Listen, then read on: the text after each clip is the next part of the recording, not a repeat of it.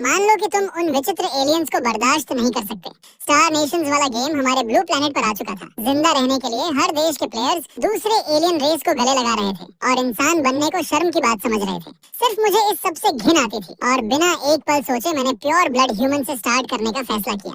लेकिन जब मैंने अपनी टेरिटरी में एक बदसूरत एलियन को खुद को इंसान कहते देखा तो मुझे गुस्सा आ गया। मैंने तुरंत एक्सटर्मिनेशन ऑर्डर जारी कर दिया, हर एलियन को खत्म करने का हुक्म दिया और जगह का नाम बदलकर ह्यूमन फेडरेशन रख दिया। इसी बीच एक टाइम ट्रैवलर होने के नाते मेरा गोल्डन फिंगर, चौथा कैलेमिटी सिस्टम, जाग उठा। मैंने बिना झिझक खुद को कैलेमिटी में बदल लिया। तबाही, अपमान और गुलामी के जरिए सभ्यताओं से डिटरेंस पावर कमाई और उसे स्टार टेक में एक्सचेंज किया। जब बाकी देश एलियन बनने पर खुश हो रहे थे, मेरी फ्लीट ने आसमान ढक दिया था। टर्मिनेटर, किल हेवन, डिवाइन वेपन, यहाँ तक कि ईथर गाइड इंजन भी तैयार हो चुका था। तभी ब्लू प्लेनेट के ड्रैगन नेशन में स्टार नेशंस गेम ने जांग चुन को चुना। 18 साल के हर यूथ को प्लेनेट लॉर्ड के रूप में जागना था और स्टार बैटलफील्ड पर टेलीपोर्ट होना था। जांग चंग के फर्स्ट मिडिल स्कूल की अवेकनिंग स्क्वायर में किसी ने B grade half beast civilization जगाई तो किसी ने A grade slime hand race हासिल की। एलियन रेसेस अपनी जबरदस्त सर्वाइवल पावर की वजह से पहले ही इस अफरा तफरी की दुनिया का सबसे बेहतर ऑप्शन बन चुकी थी। तभी ड्रैगन नेशन ने इंसान चुनने की जिद पकड़ी थी पर बार बार हारते रहे। दूसरे देशों को एलियंस की वजह से उभरता देख लोगों का यकीन पूरी तरह डगमगा गया। सोच इतनी टेढ़ी हो चुकी थी कि प्योर ब्लड ह्यूमन होना अब खुद मरने का दूसरा नाम बन गया था। और उसी वक्त स्कूल के टॉपर होने के नाते मेरा स्टेज पर आना बहुत सारी नजरें खींच लाया। ढेर सारी फंगील सेल्स चाहती थी कि मुझे कोई ऐसी और क्रेज मिले जो मेरा चेहरा बरकरार रखे। लेकिन एक टाइम ट्रैवलर होने के नाते, एक पुराना एक्सपीरियंस्ड पीस सोसाइटी प्लेयर होने के नाते मुझे इस एलियन पूजा करने वाली सोच से सख्त नफरत थी। मैंने बस अपना हाथ अवेकनिंग स्टोन पर रखा, नीली रोशनी चमक उठी और सी ग्रेड सिविलाइजेशन का चिन्ह देखकर देखने वालों को अफसोस होने लगा। ह्यूमन बचाने और रैंडम रेस के बीच चॉइस आते ही मैंने बिना एक सेकंड सोचे पहला वाला चुना, सी ग्रेड अर्थ यूनाइटेड नेशंस, और ह्यूमन रेस को लॉक कर दिया। इस फैसले ने आसमान जितनी बातें और मजाक खड़े कर दिए। साकुरा नेशन वाले प्लेयर की रेडिएशन कॉकरोच सिविलाइजेशन सबकी तुलना का निशाना बन गई, पर मुझे कोई फर्क नहीं पड़ा। अगले ही पल मेरे दिमाग में आवाज गूंजी, fourth calamity system successfully loaded. मुझे तुरंत समझ आ गया कि मेरे हाथ में स्टार नेशंस का सबसे स्ट्रॉन्गेस्ट कार्ड है, कुछ ऐसा जो कैलेमिटी जितना खतरनाक और किसी भी एलियन रेस से कहीं ज्यादा ताकतवर है। हलचल अब भी शांत भी नहीं हुई थी कि एक और बड़ा झटका आया। स्कूल की टॉपर सु वैनकिंग स्टेज पर आई और अचानक एक गोल्डन लाइट ने उसे घेर लिया। वो निकली ड्रैगन नेशन के स्टार नेशंस गेम के इतिहास की पहली एस ग्रेड सिविलाइजेशन अवेकनर। पूरे देश में जश्न मन गया, बाकी देश जलने लगे। सिर्फ सु वैनकिंग का चेहरा पीला पड़ गया था। उसकी आंखों में सिर्फ यही राहत थी कि वो बच निकली। उसे एहसास हुआ कि वो फिर से जी उठी है। पिछले जन्म की यादें उसके दिमाग में तूफान की तरह घुस आईं।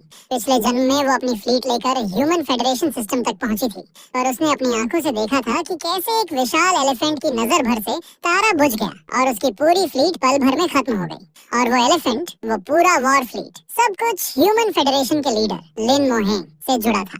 सु वैनकिंग की नजरें भीड़ में सीधा मुझ पर टिक गईं और उसने मन ही मन ठान लिया, इस बार वो फिर वही गलती नहीं दोहराएगी। वो हर हाल में मुझसे, जो गैलेक्सी का सबसे बड़ा शासक बनने वाला था, पहले ही जुड़ जाएगी। यही सोचकर सबकी नजरों के सामने सु वैनकिंग ने बिना झिझक प्योर ब्लड ह्यूमन से शुरुआत चुनी। Civilization grade S, race locked, human civilization locked, human federation. ये नोटिफिकेशन आते ही पूरे ब्लू प्लेनेट में हलचल मच गई। ड्रैगन नेशन में सबसे तेज रिएक्शन आया, हर तरफ सवाल उठने लगे। एस ग्रेड होकर ह्यूमन चुनना मतलब खुद अपने पैर पर कुल्हाड़ी मारना है। रैंडम रेस चुनती तो ज्यादा फायदा होता, पर मैंने ये देखकर सिर्फ तारीफ भरी नजरों से देखा।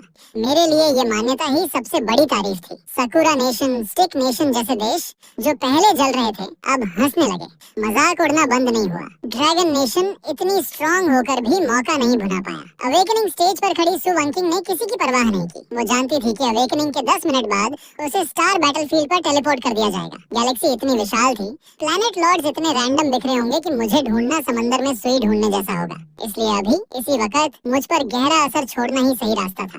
पूरे स्कूल के टीचर्स और स्टूडेंट्स के सामने बिना झिझक सु वैनकिंग सीधा मेरी तरफ बढ़ी, मेरे होठों पर हल्का सा किस कर दिया। इस किस ने जिसने हर लाइव स्ट्रीम देखने वाले को हिला दिया। पूरी स्क्रीन हैरानी और जलन से भर गई। लिन मोहिंग, मुझे मुझे तुमसे प्यार है, सु वैनकिंग ने हिम्मत जुटाकर कन्फेशन किया। आखिर में आंखों में दृढ़ता लिए बोली, चाहे मुझे कई अरब स्टार सिस्टम्स लांघने पड़े, मैं अपने सारे जहाज तुम्हें ढूंढने भेज दूंगी। इस बात ने फिर से पूरे इंटरनेट में तूफान ला दिया। ड्रैगन नेशन के नेटिजन्स उसे लव ब्रेन कहकर गालियां देने लगे। बोले वो देश को पीछे खींच रही है। बाकी देश खुश होकर मजाक उड़ाने लगे। बोले इस बार तो पक्का ड्रैगन नेशन लास्ट आएगा। आसमान से 2 सफेद रोशनी उतरी। टेलीपोर्टेशन का काउंटडाउन शुरू हो गया। मेरा इंतजार जरूर करना, मैं जहाज पर तुम्हारा नाम लिखूंगी। सु वानचिंग ने बेचैनी से कहा। उसे डर था कि पिछले जन्म वाला हादसा फिर न दोहराए। मैंने बड़ी शांति से बस इतना कहा, ठीक है। सफेद रोशनी और तेज हो गई और हम दोनों की परछाइयां अवेकनिंग स्क्वायर से गायब हो गईं। ब्लू प्लैनेट पर बहस अभी शुरू ही हुई थी और स्टार बैटलफील्ड का पर्दा अभी उठा ही था। सफेद रोशनी छंटते ही मैंने आंख खोली और खुद को एक ऐसे स्टडी रूम में पाया जो देखने में बड़ा अजीब सा डिस्कम्फर्ट दे रहा था। दीवारों पर बड़ी नजाकत से सजाए गए एलियन पोर्ट्रेट्स टंगे थे। किताबों की शेल्फ एम्ब्रेस द डिफरेंस जैसी किताबों से भरी पड़ी थी। ये जगह थी अर्थ फेडरेशन एम्पायर की राजधानी और गेम के रूल्स के मुताबिक अब मैं ही अर्थ फेडरेशन का नया लीडर था। तभी सिस्टम की नोटिफिकेशन गूंजी। Starting planet Earth, civilization grade C, population 8 billion. Current ideology वो थी जिसे सुनकर मुझे उल्टी आने जैसा महसूस होता था। प्रो एलियन और इक्वालिटीइज्म और साथ ही अर्थ फेडरेशन अभी तक यूनाइटेड भी नहीं हुआ था। कैबिनेट पर प्रो एलियन फैक्शन का पूरा कब्जा था। मैंने अपनी घिन को दबाते हुए सीधा चौथे कैलामिटी सिस्टम पर ध्यान लगाया। सिस्टम ने मुझे पहला कैलामिटी असेंशन रूट चुनने को कहा। मैंने बिना सोचे स्टार सी हेवन पनिशमेंट चुन लिया। सिस्टम ने तुरंत डिटरेंस पावर का टेम्पलेट अनलॉक कर दिया। बताया कि मैं तबाही और गुलामी के जरिए सभ्यताओं से डिटरेंस कमा सकता हूँ और उसे स्टार टेक में बदल सकता हूँ। पहली बार चूज करने पर 1000 पॉइंट्स डिटरेंस पावर रिवॉर्ड मिला और ये बिल्कुल वैसा ही था जैसे मैं पिछले जन्म में जो गेम खेलता था। यही सबसे एफिशिएंट तरीका था डेवलप करने का। मैंने तुरंत कैलामिटी शॉप खोला। LV0 शॉप में रखे आइटम्स ऑन टेक को देखा। बिना देर किए 400 पॉइंट्स डिटरेंस पावर खर्च करके मैंने Superman serum, philosopher king aura, kinetic pistol और कैलामिटी मैनिफेस्टो खरीद लिया। सुपरमैन सीरम ने पल भर में मेरी बॉडी को ह्यूमन लिमिट से 10 गुना बढ़ा दिया, जो अर्थ फेडरेशन के सबसे हाई लेवल हाइब्रिड एलियंस की 3 गुना बॉडी स्ट्रेंथ को भी आसानी से पछाड़ सकती थी। फिलोसफर किंग ऑरा ने मेरी बातों में एक अलग तरह की डोमिनेंस और प्रेशर भर दी। किनेटिक पिस्टल और कैलामिटी मैनिफेस्टो भी तैयार थे। सब कुछ रेडी होते ही मैंने गंभीर आवाज में किसी को बुलाया। एक प्योर ब्लड ह्यूमन अटेंडेंट दरवाजा खोलकर अंदर आया। मैंने हुक्म दिया कि तुरंत एक इमरजेंसी ऑल ह्यूमन मीटिंग बुलाई जाए और उसे पूरी दुनिया के लिए लाइव स्ट्रीम किया जाए। ये मेरा नया लीडर बनने के बाद का पहला पब्लिक स्पीच था। फिर भी मैंने राउंड टेबल पर बैठे एलियन ऑफिशियल्स को पूरी तरह नजरअंदाज कर दिया। उनमें से जिसके पास मिलिट्री पावर थी वो था ग्रैंड मार्शल आर्थस, एक बदसूरत monkey form alien. Chief scientist वेयर एक ट्रांसपेरेंट हाइब्रिड एलियन था। Secretary of state Elena pure blood human होते हुए भी प्रो एलियन सिचुएशन को सपोर्ट करती थी। वेयर ने पहले मुंह खोला, बेपरवाह और जल्दबाजी भरे लहजे में बोला कि वो नई हाइब्रिड रेस बनाने में बिजी है और मुझे सीधा मुद्दे पर आने को कहा। इसी बीच ब्लू प्लैनेट पर मेरी लाइव स्ट्रीम में सु वैनकिंग की पॉपुलैरिटी की वजह से हर देश के व्यूअर्स घुस आए थे। सब मजाक उड़ाने लगे। बोले मैं जरूर एलियंस के हाथों बेबस होकर मारा जाऊंगा। ड्रैगन नेशन की लाइव स्ट्रीम का माहौल उदास था। नेटिजन्स ये सोचकर आहें भर रहे थे कि मैं सु वैनकिंग को पीछे खींचूंगा। कुछ तो चाहते थे कि मैं जल्दी मर जाऊं। तभी ग्रैंड मार्शल अर्थ ने अचानक सजेस्ट किया कि मुझे हाइब्रिड कॉल का समर्थन करते हुए न्यू ह्यूमंस में से एक पार्टनर चुनना चाहिए। मैंने ठंडी आवाज में कहा, चुप रहो, मैंने अभी मीटिंग शुरू होने का ऐलान भी नहीं किया। तुम्हें बोलने की इजाजत किसने दी? अर्थस एक पल के लिए चौंका, फिर उसकी आवाज भारी हो गई। उसने गुस्से से भरी नजरों से मुझे घूरा। लीडर महोदय, आप मुझसे बात कर रहे हैं? मैंने अर्थस के तमतमाए चेहरे को नजरअंदाज करते हुए कैमरा की तरफ मुड़कर पूछा। ह्यूमन किसे कहते हैं? वेयर ने हैरानी से जवाब दिया कि यहाँ मौजूद सब ह्यूमन ही तो हैं। मैं अचानक हंस पड़ा और जोर से डांटते हुए बोला, नहीं, तुम ह्यूमन नहीं हो। तुम बस एक बेहद बदसूरत, बेहद घिनौना एलियन हो। पास बैठी एलेना ने तुरंत अर्थ फेडरेशन कॉन्स्टिट्यूशन का हवाला दिया। मुझ पर इक्वालिटी प्रिंसिपल तोड़ने का आरोप लगाया। वेयर भी साथ में चिल्लाया कि मैं यूनाइटेड नेशन स्पिरिट का अपमान कर रहा हूँ। आर्थस ने घिनौनी मुस्कान के साथ कहा कि उसने मेरे जैसे प्योर ब्लड एक्सट्रीमिस्ट को पहले भी डील किया है और उन सबका अंजाम बहुत बुरा हुआ था। ब्लू प्लैनेट के व्यूअर्स का मजाक और तेज हो गया। ड्रैगन नेशन की लाइव स्ट्रीम पूरी तरह निराशा में डूब गई। एलियन ऑफिशियल्स भी उठकर मुझ पर तीखे शब्दों की बौछार करने लगे। फाइनेंस मिनिस्टर, एजुकेशन मिनिस्टर वगैरह सब मिलकर इम्पीचमेंट प्रोसेस शुरू करने की मांग करने लगे। मुझे अर्थ फेडरेशन को बर्बाद करने वाला पागल बताने लगे। इतने तीखे आरोपों के बावजूद मैं पूरी तरह शांत रहा। सबके बोल चुकने के बाद मैंने ठंडी आवाज में बोलना शुरू किया। इन हाइब्रिड एलियंस को इक्वालिटी की बात करने के लायक नहीं बताया। जिसे वो कंट्रीब्यूशन कहते हैं, वो बस दुनिया को और घिनौना बनाने का काम है। इसके बाद मैंने कैमरा की तरफ देखा। कैलामिटी मैनिफेस्टो एक्टिवेट कर दिया। एक इनविजिबल स्पिरिचुअल फोर्स मेरी आवाज के साथ फैलने लगी। मैंने हर उस प्योर ब्लड ह्यूमन को पुकारा जो दबाया गया था। उनके अंदर छुपी एलियन नफरत को खोल दिया। साफ कह दिया कि साथ रहना नामुमकिन है। अब इंसान को फिर से नई परिभाषा देने का वक्त आ गया है। ये बात किसी बिजली की तरह सारे नकाब चीर गई। मीटिंग रूम के बाहर खड़े प्योर ब्लड ह्यूमंस पूरी तरह भड़क उठे। कॉरिडोर के गार्ड्स, चुप रहने वाले ओल्ड सोल्जर्स, जबरदस्ती एलियंस से जोड़े गए आम इंसान, सबके अंदर दबा गुस्सा आखिरकार बाहर निकलने का रास्ता ढूंढ गया। ब्लू प्लैनेट पर भी कुछ ऐसे ड्रैगन नेशन के लोग थे जो अभी तक बिगड़े नहीं थे। वो मेरे लिए बोलना शुरू कर चुके थे। अर्थस ने मेरे स्पीच को बकवास बताते हुए ठहाका लगाया। साफ कहा कि मेरे पास ना कोई सेना है, ना कोई ताकत। मैं बस अर्थ फेडरेशन का एक जोकर हूँ। उसके हिसाब से प्योर ब्लड ह्यूमंस पहले ही पूरी तरह काबू में लाए जा चुके थे। वो आगे बढ़ा, मेरे ऊपर झुककर मुझे घूरने लगा। मुझे इम्पीचमेंट में साथ देने की धमकी दी, वरना पिछले कुछ एक्सट्रीमिस्ट जैसा हाल करने की बात कही। पर मैंने बस मुस्कुराते हुए हल्के से कहा, मुझे सबसे अच्छा यही आता है, एक्सट्रीमिस्ट को साफ करना। बात खत्म होते ही मेरा दायां हाथ अंदर गया। मैंने काइनेटिक पिस्टल निकाली और बिना एक पल सोचे आर्थस पर ट्रिगर दबा दिया। अल्ट्रा हाई स्पीड बुलेट ने पल भर में उसकी खोपड़ी आर पार कर दी। पूरी मिलिट्री पावर संभालने वाला ये ग्रैंड मार्शल वहीं ढेर हो गया। उसका विशाल शरीर गिरते ही मीटिंग रूम हिल गया। पूरा हॉल कब्रिस्तान जैसी खामोशी में डूब गया। एलियन ऑफिशियल्स के चेहरे डर से सफेद पड़ गए। वियर होश में आते ही चीखते हुए गार्ड्स को बुलाने लगा। पूरी तरह हथियार बंद एलियन गार्ड्स अंदर घुसे। गोली चलाने ही वाले थे कि मैंने उनसे 10 गुना तेज स्पीड से उन्हें पल भर में खत्म कर दिया। मैं फिर से कैमरा की तरफ मुड़ा। कैलामिटी मैनिफेस्टो का असर अब पूरी तरह चरम पर था। मेरी आवाज किसी डिवाइन ऑरेकल की तरह हर प्योर ब्लड ह्यूमन के दिल तक पहुंच रही थी। ये हाइब्रिड्स भी डर सकते हैं, ये भी मर सकते हैं। इसके बाद मैंने ऑफिशियली ऐलान किया कि अर्थ यूनाइटेड नेशंस अब से ह्यूमन फेडरेशन कहलाएगा और लीडर होने के नाते मैंने एक्सटर्मिनेशन ऑर्डर जारी कर दिया। मैंने हुक्म दिया कि हर प्योर ब्लड ह्यूमन अपने आसपास जो भी हथियार मिले उठा ले और जो भी बदसूरत एलियन दिखे उसे मार डाले। ह्यूमन के लिए, ह्यूमन फेडरेशन के लिए साथियों, जंग शुरू हो चुकी है। अभी से एक पल के लिए भी नहीं रुकेगी। हम ह्यूमन के फ्यूचर के लिए लड़ेंगे, चाहे इसके लिए स्टार सी जलानी पड़े, पूरी गैलेक्सी को भस्म करना पड़े। इस दिन अर्थ यूनाइटेड नेशंस के प्योर ब्लड ह्यूमंस अपने पूर्वजों की शान से जाग उठे। उनके दिल और खून दोनों बगावत के लिए पुकारने लगे। ईस्ट एशिया जोन की फैक्ट्रीज में 15 साल से एलियन सुपरवाइजर्स के नीचे मजबूरी में काम करने वाले बूढ़े इंजीनियर ने रेंच उठाया और कॉम्पाउंड आए इंसेक्ट मैन पर दे मारा। बहुत बर्दाश्त कर लिया तुम्हें की गूंज पूरी फैक्ट्री में फैल गई। ठीक उसी वक्त नॉर्थ अमेरिका जोन के मिलिट्री कैंप में साइड लाइन किए गए प्योर ब्लड ह्यूमन सोल्जर्स ने अपनी बंदूकें एलियन ऑफिसर्स की तरफ मोड़ दी। गोलियों की आवाजें घनी हो गईं। चीखों में बदले की ठान भरी हुई थी। पूरी अर्थ पल भर में रिवॉल्ट की आग में जल उठी। ब्लू प्लैनेट के हर देश की लाइव स्ट्रीम में सवाल उठने लगे। लोग मुझ पर सिर्फ भड़काने और बातें बड़ी काम छोटा का आरोप लगाने लगे। बोले, प्योर ब्लड ह्यूमंस कभी एलियंस का मुकाबला नहीं कर सकते। कोई मजाक उड़ाते हुए बोला कि मैं तो बस मीटिंग रूम में छुपा रहूंगा, जल्दी ही इकट्ठा हुई एलियन आर्मी मेरा सर काट देगी। पर ड्रैगन नेशन की ऑफिशियल लाइव स्ट्रीम का मूड पूरी तरह बदल गया। नेटिजन्स मेरे लिए तालियां बजाने लगे। बोले मैंने हिम्मत दिखाई, सच बोला। जो पहले मजाक उड़ा रहे थे वो भी चुप हो गए, क्योंकि वो भी अंदर से एलियन से नफरत करते थे। बस हालात ने उन्हें कमजोर बना दिया था और मैंने वो कर दिखाया जो करने की हिम्मत उनमें नहीं थी। मीटिंग रूम में चीफ साइंटिस्ट वेयर डर के मारे चीख पड़ा। बचे हुए एलियन सोल्जर्स को मेरे ऊपर टूट पड़ने का इशारा किया। वो साइंटिस्ट था, फिर भी हाइब्रिड होने के बाद उसकी body strength pure blood human से दोगुनी थी। साथ में कई और एलियन ऑफिशियल्स भी उसका साथ देने आ गए। उसे लगा कि मैं सिर्फ धोखे से बचा हूँ, अब पक्का मारा जाऊंगा। पर मेरी हरकतें भूत की तरह तेज थी। किनेटिक पिस्टल एकदम सटीक निशाने से चल रही थी। फाइनेंस मिनिस्टर, एजुकेशन मिनिस्टर जैसे एलियन ऑफिशियल्स एक एक करके गिरते गए। वियर को यकीन ही नहीं हो रहा था। आखिरकार उसकी मौत भी टल नहीं पाई। Pro alien pure blood human secretary of state Elena घुटनों के बल गिरकर माफी मांगने लगी, पर मैंने बेरहमी से उसे भी खत्म कर दिया, सिर्फ इसलिए क्योंकि उसने पहले एलियंस का पक्ष लिया था। इसके बाद मीटिंग रूम में घुसे पूरी तरह हथियार बंद एलियन सोल्जर्स को मैंने 30 सेकंड से भी कम वक्त में पूरी तरह खत्म कर दिया।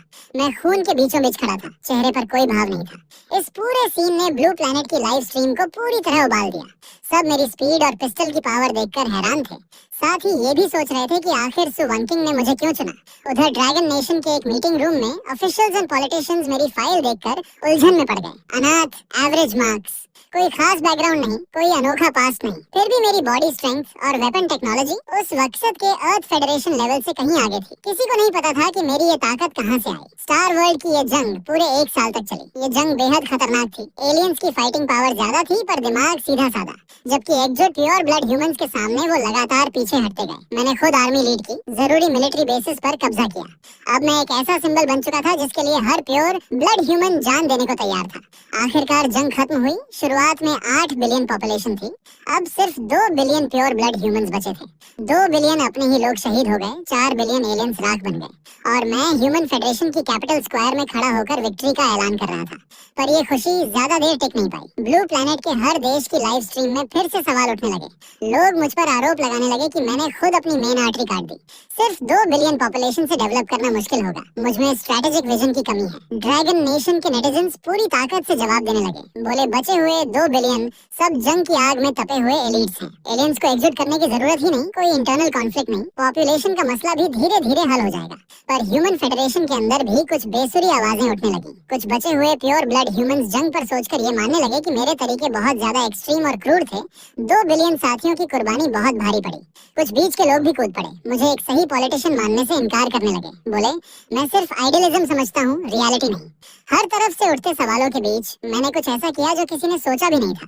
पूरे ह्यूमन फेडरेशन के सिटीजन्स के सामने मैंने एक एनोनिमस क्वेश्चनरी जारी किया। सवाल सिर्फ एक था, क्या हम वॉर क्रिमिनल हैं? ऑप्शन सिर्फ 2 थे, हाँ या ना। प्योर ब्लड ह्यूमन होने और जंग में जीत हासिल करने की आड़ में कई लोगों ने बेधड़क होकर इस एनोनिमस क्वेश्चनर में अपनी नाराजगी निकाली, जंग को एक्सट्रीम बताया, अपने करीबियों की मौत का दुख जताया, ये सोचकर कि मैं उन्हें कुछ नहीं करूंगा। ये क्वेश्चनर नेगेटिव इमोशन से भरा हुआ जल्दी ही पूरा गिन लिया गया। सिर्फ 20 लाख लोगों ने माना कि वो वॉर क्रिमिनल हैं। बाकी 199.8 करोड़ लोगों ने इससे इनकार कर दिया। ब्लू प्लैनेट के हर देश की लाइव स्ट्रीम में निराशा छा गई। सब क्वेश्चनरी की सच्चाई पर सवाल उठाने लगे, शिकायत करने लगे कि सच बोलने वाले बहुत कम निकले। पर अगले ही पल मेरे फैसले ने पूरी दुनिया को चौंका दिया। लिस्ट लॉक कर दो, सबको पकड़ लो, इन्हें लेबर फोर्स की तरह रखा जाएगा। हाल ही में जंग से गुजरी आर्मी का एग्जीक्यूशन इतना खतरनाक था कि 3 घंटे से भी कम वक्त में उन्होंने 20 लाख लोगों को पूरी तरह पकड़ लिया। जो लोग विरोध कर रहे थे उन्हें वहीं खत्म कर दिया गया। जो लोग फ्रीडम ऑफ स्पीच चिल्ला रहे थे, प्योर ब्लड होते हुए भी सजा से नहीं बच पाए। पूरा प्रोसेस इतना क्लीन और सटीक था कि लाइव स्ट्रीम पल भर में उबल पड़ी। हर देश के नेटिजन्स मुझे ट्रैप करने वाला नाकाबिल टायरेंट बताने लगे, और ड्रैगन नेशन के व्यूअर्स पूरी ताकत से जवाब देने लगे। बोले मैं सेना का इस्तेमाल किए बिना भी काफी बहादुर और समझदार हूँ। इसके बाद मैं ह्यूमन फेडरेशन की कैपिटल स्क्वायर के सबसे ऊंचे पॉइंट पर खड़ा होकर लाइव स्ट्रीम पर आया। हमारी टीम इतनी प्योर है, जो लोग खुद को वॉर क्रिमिनल मानते हैं, हम बस उनकी रिडेम्पशन की इच्छा पूरी कर रहे हैं। मेरी इस बात ने कई नेटिजन्स को हिला दिया, वो मेरी लॉजिक को मानने लगे। इसके बाद मैंने गंभीर होकर एक डॉक्यूमेंट उठाया और ऐलान किया, न्यू ह्यूमन फेडरेशन कॉन्स्टिट्यूशन अब ऑफिशियली लागू हो चुका है। ह्यूमन फेडरेशन सबसे ऊपर है, हर कानून को इस बात का ध्यान रखना होगा। ह्यूमन फेडरेशन के हितों के खिलाफ कोई भी काम सबसे कठोर सजा पाएगा। जो भी ताकत ह्यूमन फेडरेशन को तोड़ने की कोशिश करेगी, उसे पूरी तरह मिटा दिया जाएगा। ह्यूमन फेडरेशन का हित सबसे ऊपर है। ह्यूमन फेडरेशन की शान कभी मिट नहीं सकती। मैं यहाँ गंभीरता से शपथ लेता हूँ कि मैं अपनी पूरी जिंदगी ह्यूमन फेडरेशन की रक्षा में लगा दूंगा। ह्यूमन रेस की चिंगारी को बचाए रखूंगा। पैसिफिक ओशन की गहराई से लेकर गैलेक्सी के आखिरी छोर तक आज से ये शपथ मरते दम तक निभाऊंगा। 2 बिलियन ह्यूमंस की जय जयकार आसमान चीरने लगी। ब्लू प्लैनेट के नेटिजन्स मेरे इस जोश से प्रभावित हुए और अचानक याद आया कि सु वंकिंग की सिविलाइजेशन का नाम भी ह्यूमन फेडरेशन है। मजाक में बोलने लगे कि हम दोनों एक दूसरे की तरफ बढ़ रहे हैं। मैंने नीचे खड़ी जोशीली भीड़ को देखते हुए अपनी आवाज और ऊंची कर दी। साथियों, इतनी लंबी जंग और अनगिनत कुर्बानियों के बाद ह्यूमन फेडरेशन ने एक बड़ी जीत हासिल की है, और ये अंत नहीं, एक बिल्कुल नई शुरुआत है। मुझे पता है तुम सब एक बात को लेकर परेशान हो। ये प्लैनेट जंग से तबाह हो चुका है, हर तरफ खंडहर है, प्रोडक्शन वापस शुरू करने में लंबा वक्त लगेगा, घर फिर से बसाने के लिए बहुत मेहनत करनी होगी। क्या तुम सोच रहे हो कि आगे हमें बहुत तकलीफ झेलनी पड़ेगी? भीड़ में कई लोगों ने सर झुका लिया। ये सच में उनकी सबसे बड़ी चिंता थी। जंग तो जीत ली, पर कीमत बहुत भारी थी। पूरी अर्थ की इंफ्रास्ट्रक्चर लगभग तबाह हो चुकी थी। फैक्ट्रीज, फार्म्स, सिटीज, हर जगह खंडहर ही खंडहर थे। 2 बिलियन पॉपुलेशन के साथ इस मलबे पर सिविलाइजेशन फिर से खड़ी करना इतना आसान कहाँ था। पर आगे मैंने जो कहा उसने सबको चौंका दिया। पर मैं तुम्हें ये बताना चाहता हूँ, अपनी नजरें सामने के खंडहरों पर मत टिकाओ, जरा ऊपर देखो। अपने सर के ऊपर फैले इस आसमान को देखो। अर्थ के बाहर एक विशाल गैलेक्सी है, अनगिनत स्टार सिस्टम्स, अनगिनत प्लैनेट्स, अनगिनत स्टार्स, अनगिनत रिसोर्सेज, वो अभी शायद बहुत दूर लगते हो, पर मैं तुमसे वादा करता हूँ सिर्फ 1 साल, बस 1 साल के अंदर हम